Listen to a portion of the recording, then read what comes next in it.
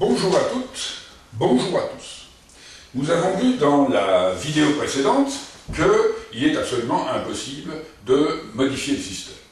Et donc nous nous trouvons dans la situation d'avoir à lutter contre les conséquences néfastes de ce système qui érige en but principal le profit. Si nous fabriquons de la nourriture, ce n'est pas pour nourrir les gens, mais c'est pour dégager du profit. Tel est notre système, et c'est de là que vient le problème.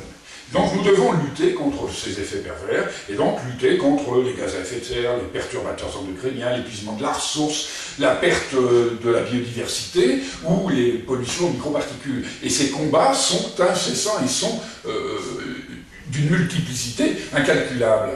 Prenons par exemple la déforestation.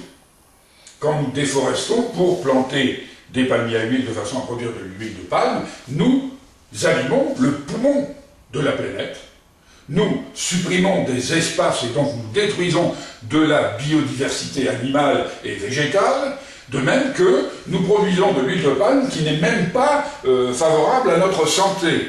Donc, nous avons fait véritablement tout faux, tout simplement parce que le but c'est de faire du profit. Mais c'est d'une folie époustouflante, vous l'admettrez.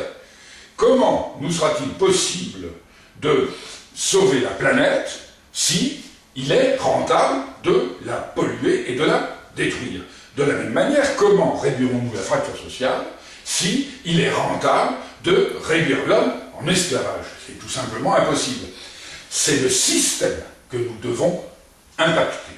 Alors, nous ne pouvons pas le changer, mais il y a d'autres méthodes de réussir à le réorienter.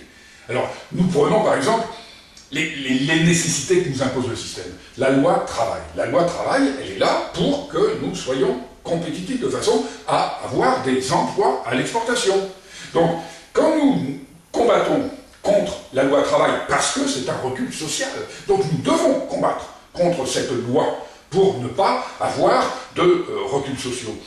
Mais si nous n'acceptons pas cette loi, nous risquons de ne pas gagner d'emploi et donc que nombre d'entre nous soient chômeurs. Donc d'un côté comme de l'autre, avec ce système de fou, nous sommes forcément perdants. Parce que soit nous sommes chômeurs, soit nous sommes esclaves. Voilà le choix qui nous est laissé. C'est tout à fait insupportable. Alors, comment réussir à modifier cet état de fait? Eh bien, tout simplement, nous pouvons ne plus nous contenter de mener des combats contre les reculs, mais nous pouvons avoir un combat positif grâce à l'ABC du vivre ensemble. Alors, en quoi consiste l'ABC du vivre ensemble? Eh bien, c'est une toute petite mesure qui aura un impact extraordinaire sur la planète entière, alors qu'il ne concerne que les 27 pays membres de l'Union économique européenne. L'ABC du vivre ensemble veut qu'un pays membre de l'Union économique ne puisse pas vendre à un autre pays membre de l'Union économique plus qu'il ne lui achète.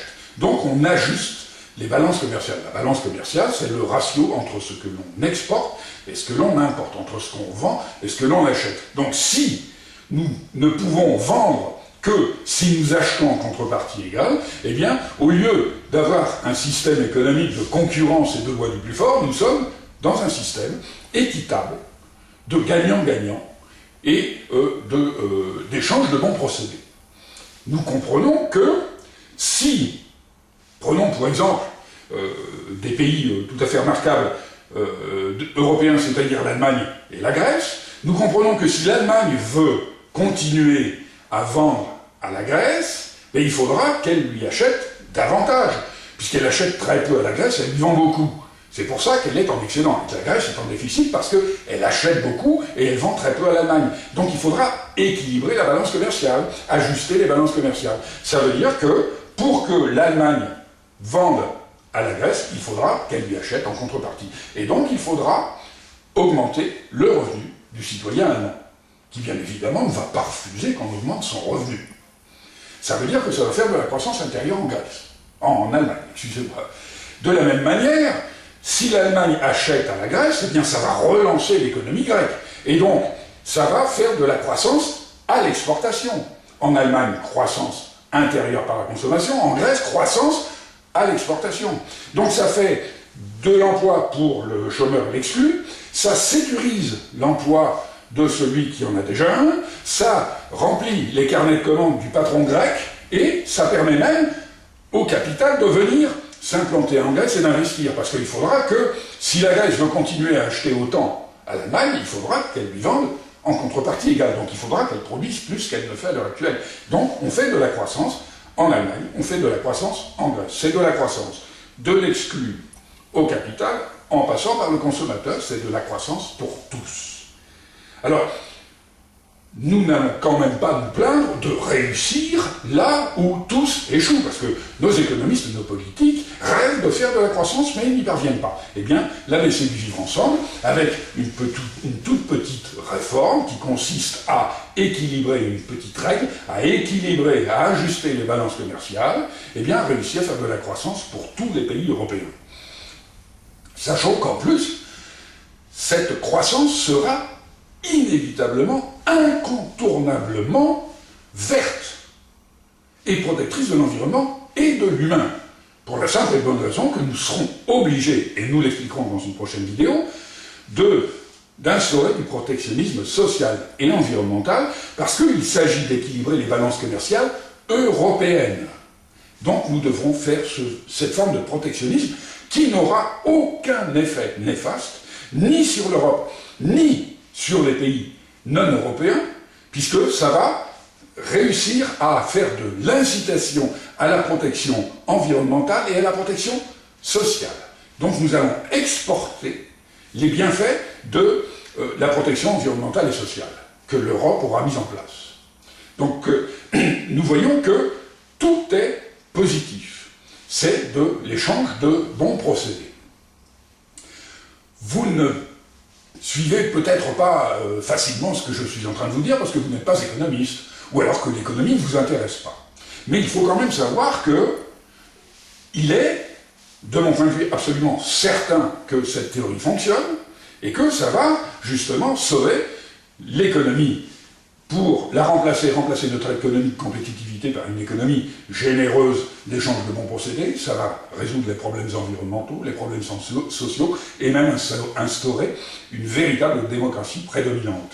Donc, ce serait dommage de ne pas appliquer une telle théorie si elle est à ce point performante. Donc, si vous n'êtes pas économiste, peut-être pouvez-vous quand même, malgré tout, et justement, signer la pétition qui demande aux économistes de se prononcer et de nous dire si l'ABC du vivre ensemble comporte un défaut. Parce que s'il n'y a pas de défaut, il faut absolument la mettre au plus vite en œuvre, si elle est la réponse. Parce que peut-être ne nous sentons-nous pas concernés, parce que nous ne sommes pas responsables d'avoir fabriqué ce système de fou, ce système économique, hormis que nous en sommes quand même les acteurs. Quand nous vivons au quotidien, quand nous prenons notre voiture, etc., nous polluons.